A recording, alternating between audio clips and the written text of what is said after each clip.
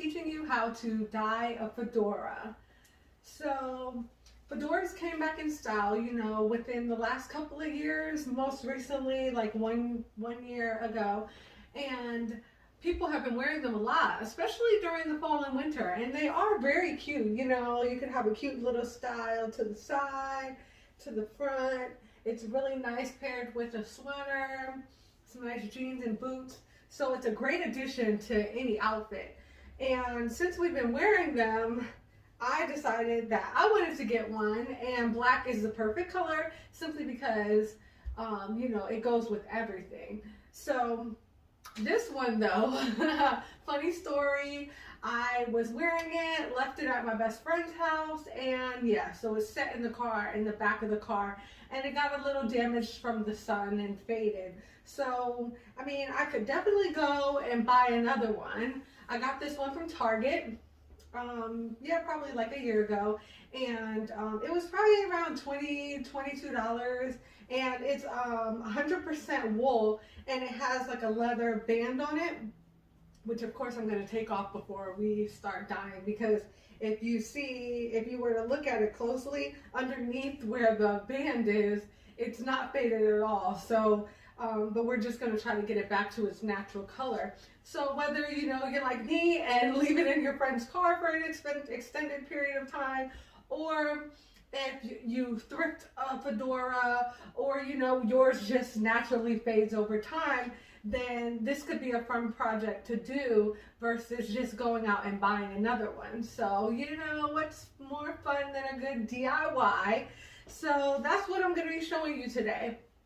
Now, before I started this video, I read the instructions, so I'm going to be using the Rit Dye. I got this from Target, and I think it was around $2. So I was reading the instructions on here, and it said that I might want to use some vinegar. So I had some distilled vinegar because, you know, I use it for cleaning sometimes, and I had some dish detergent because it says you might need to use some of that. I got my measuring cups out for 1 cup of the vinegar and 1 teaspoon of the dish detergent. If you're going to be using any surface, make sure that you cover it. Like mine is white, as you can see, so of course I didn't want to damage it since I'm using black. So I had some leftover paper from the pumpkin carving party that I did, so I just put that down. But if you have plastic, that'll be good. I wouldn't say use newspaper, because if that gets wet, you know, it can stain certain things. So I would say some paper like this, or some newspaper, something that's thick enough to cover, and if it gets wet, it won't seep through. I also have a seam ripper. If you have like, if you sew, then you probably have a seam ripper, just to take this, the seam out of here, because these are actually connected. If you can see, it's connected onto the hat. So I'm gonna have to take that off before I start the dyeing process. And then I have some rubber gloves, because of course, you know, I know from dyeing my hair, when I'm like all in there trying to get the dye out, my fingernails end up turning the color I'm dyeing it. So I want to use my gloves. So I have these. And then last but not least, I'm going to need some water, some hot water. So what I did is I boiled some water before this video so we can have everything ready and get started. So y'all, we're about to figure this out together, because this is my first time dyeing something. So let's see how it turns out. Have some fun. Let's do this. All right. So I went and got my hot water. I have an electric kettle. I did also do a big pot of hot water, just because I don't know how much water I will need. So I had this, I bought this bin from Target as well, and I got it because I could have gotten a smaller one, but I wanted the hat to fit in there to where it would just sit and not be like squished in there and have to fold up like that. So because I want the dye to distribute evenly. So I got this bigger bin, plastic bin, and you know, if it gets damaged, it's okay, so I'm not too worried about it. And even if it does get, you know, a little tinted from the dye, then you can still use it as a storage container. So I got this, and I'm gonna fit the hat in here, so it looks like from looking at it, it looks like I'm gonna need water to like maybe a quarter of the way. So hopefully between this kettle and this big pot of hot water, that'll be enough water. If not, I have a smaller pot of water as well, so that can supplement too. So we're gonna get started. Yay! All right, so as I said, I read the directions before, but I'm gonna take you through step by step. So the first thing that it says to do is shake well. Of course, shake it, shake it, shake it, shake it, shake it, shake it like a Polaroid picture. Don't mind my singing, it's really bad. But anyway, so then it says get your rubber gloves. So remember, we have that on our supply list. I will link a supply list below. You know, as I do in all my blogs, I'll just put what you need to buy before, so you can go to the store and get it. All right, so got my gloves on, got my dye. So then it says you're gonna need to add hot water to a plastic bucket, stainless steel sink, or stainless steel pot. Ideally, you want 1 teaspoon of liquid dish detergent and 1 cup of vinegar to add to the dye bath for nylon, silk, and wool. Now, if you are using cotton, rayon, and linen, then it says use salt. So what I'm gonna do is I'm gonna try to, you know, eye it and fill this up a quarter of the way. Now, just be very careful when you're working with the hot water. I wouldn't want anyone to hurt themselves. Woo! Steaming! All right, so as you can see, my big pot only filled it up to probably like here. So we're gonna need a lot more water to get this distributed evenly. So I'm gonna start with my kettle. If you have one of those like big pots, you know, them big pots that your mamas cook collard greens, like mamas and grandmamas, then that would be good, and I think that would do good for one, but I don't have one of those, so I just did a couple of different pots. So I'm gonna use my electric kettle next. Pour this water in here.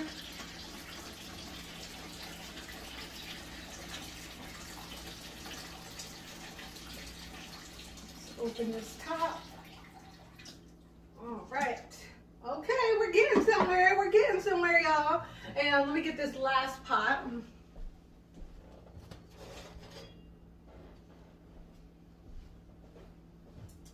And we're gonna pour this in there as well. All right, so it looks good. It looks like it might do the job.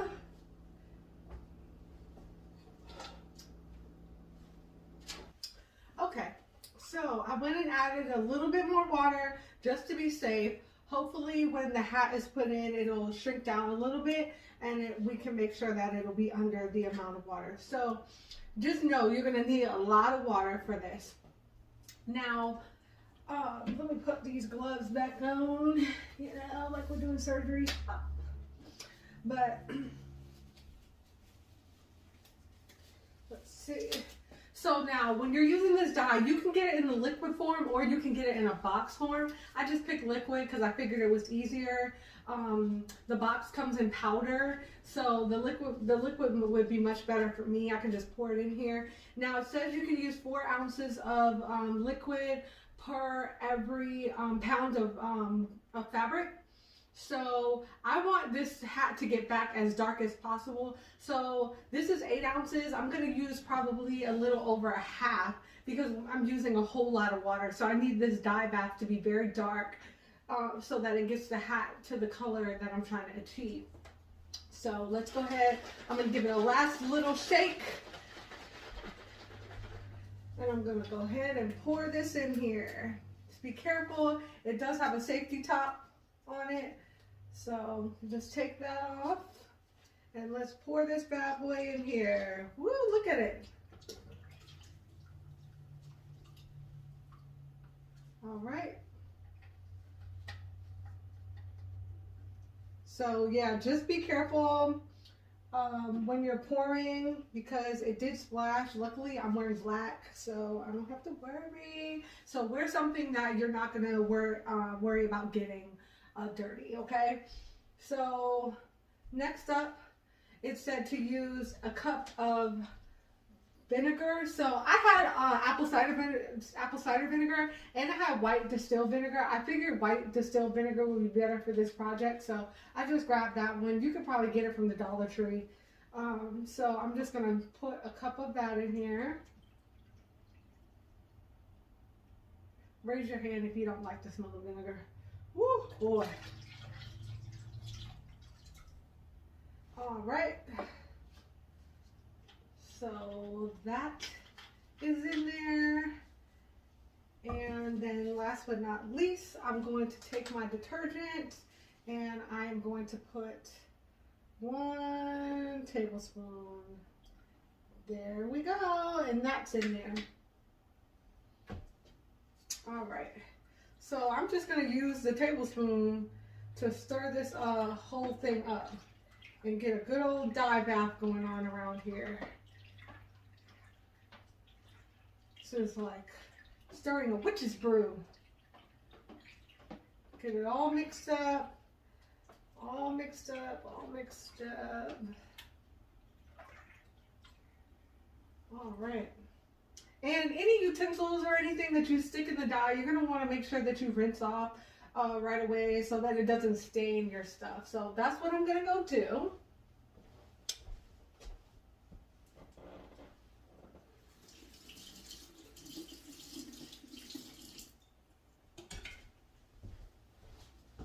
All right, so let's see what our next steps are.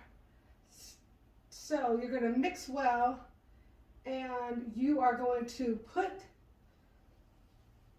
your item, submerge it in this bath. So like I said, this is 100% wool with a leather belt. I'm not going to be able to see this tag probably once. Oh, well, maybe it won't dye it because of the type of material it is. But I'm going to go ahead and put this down in the bath. Here we go.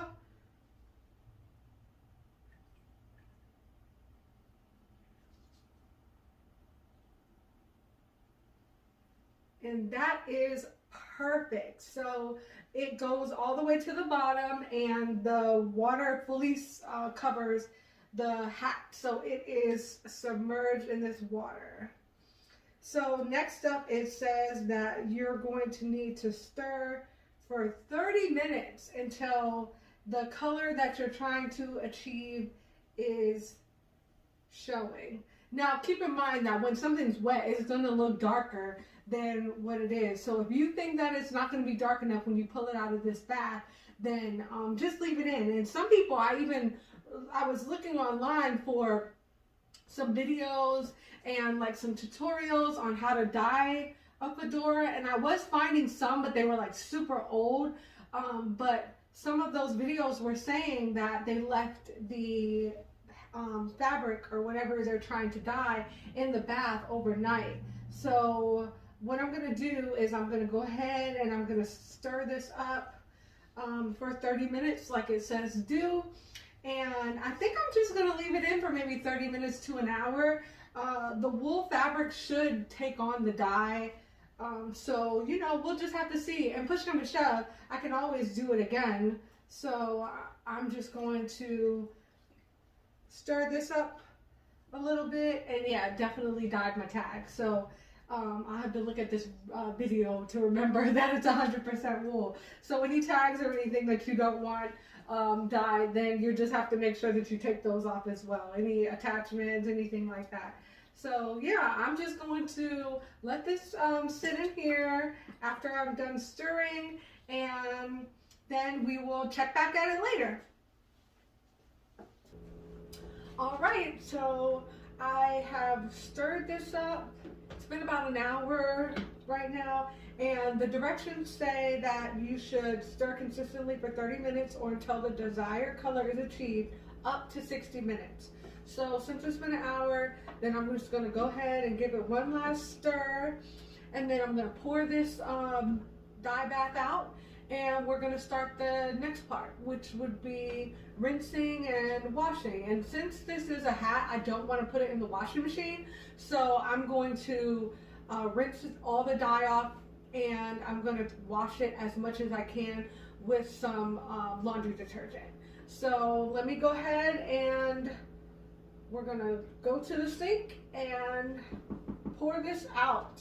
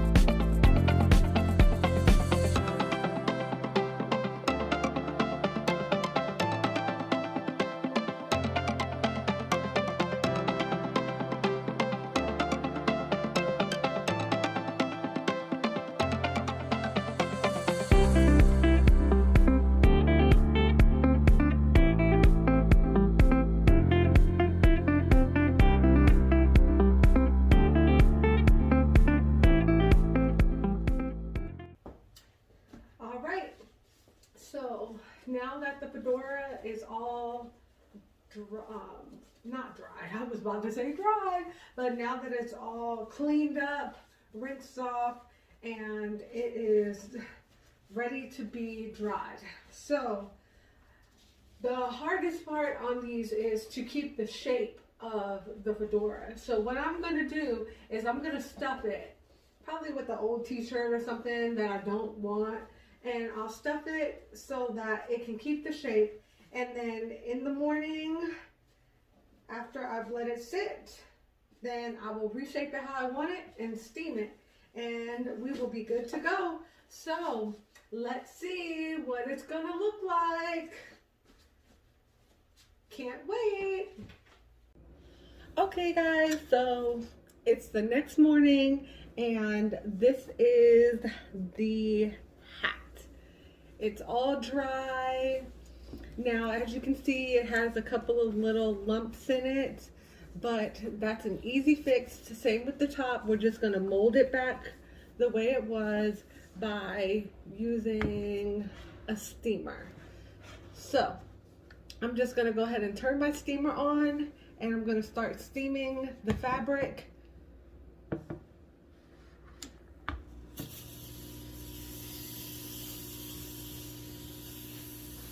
And reshaping it just to get all the lumps out. So what the steam does is it loosens up the fabric, so it allows it to be movable. And you still want to be very careful because the steam is hot. So just be mindful of what you are doing.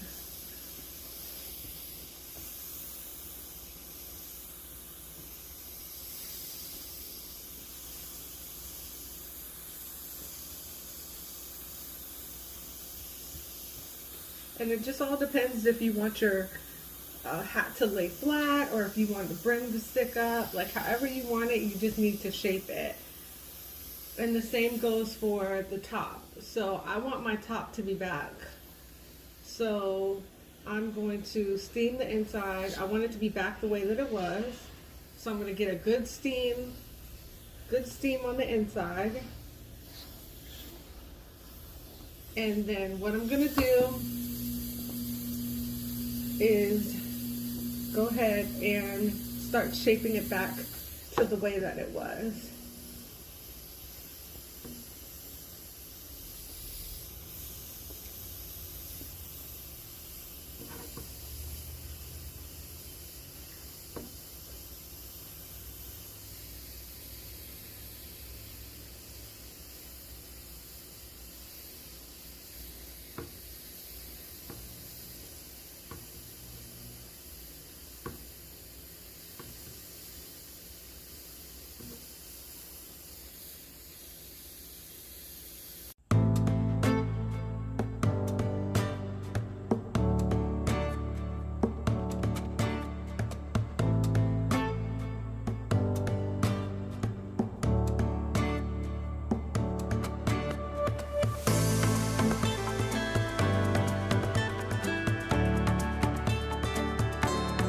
So this is the final product. I think we did a good job for our first time.